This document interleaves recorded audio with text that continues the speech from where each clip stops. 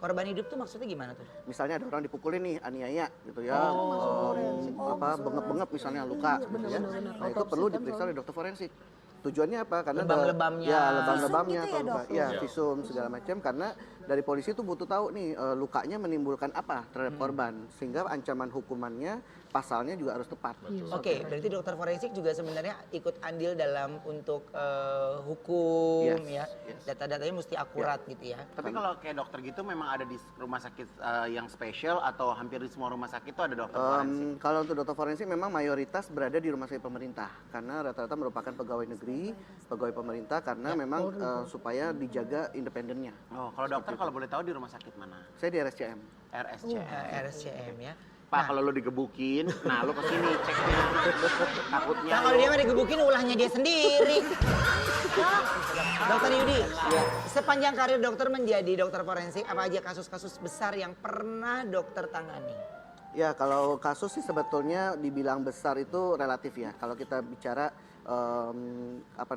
setiap kasus itu unik gitu. Jadi kalau buat saya sih sebetulnya antara besar atau tidak itu relatif, tergantung apakah kasus itu nanti akan menjadi booming atau tidak.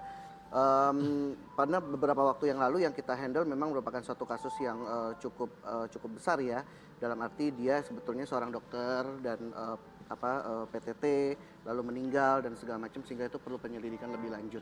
Itu juga lumayan. Nah ini Dok, banyak. ini ya. Dok, kalau misalnya orang biasanya nih kan, misal terjadi sesuatu, itu mayatnya udah dikubur. Terus dikeluarin lagi baru dicek. Itu harusnya dicek dulu baru dikubur apa gimana sih, Dok? Idealnya kalau kita Tergantung kasus bicara itu ya, Dok? idealnya kalau kita bicara sistem mestinya diperiksa dulu kalau diduga meninggalnya tidak wajar gitu ya. Tetapi pada kondisi tertentu kadang-kadang kita di lapangan masyarakat kurang paham mengenai hukum. Jadi begitu ada kematian tidak wajar, pokoknya secara syariat agama mesti dimakamkan dengan cepat gitu ya. Dimakamkanlah, nanti sesudah beberapa waktu ternyata ada Mengganjal. Ada juga tuh ya dok. ada masalah, misalnya ternyata ada komplain bahwa dari keluarga mencurigai bahwa ini meninggalnya nggak wajar nih. Akhirnya mau nggak mau digali lagi. Sebenarnya gini, ya maksudnya jenazah itu kan di hari pertama, kedua itu secara kondisi pasti berbeda. Iya. Ya, paling tersulit ketika jenazah itu sudah meninggal berapa lama dok?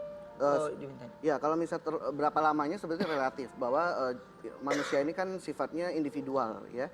Jadi proses pembusukan itu dibilang terjadi kurang lebih 24 jam sesudah meninggal. Mulai busuk, tetapi mulainya itu setiap orang bisa saja berbeda.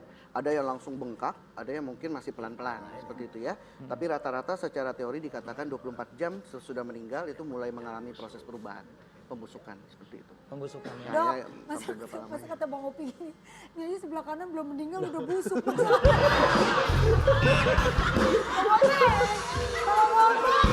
Bang Opi jangan bercanda nggak pasti Bang Opi.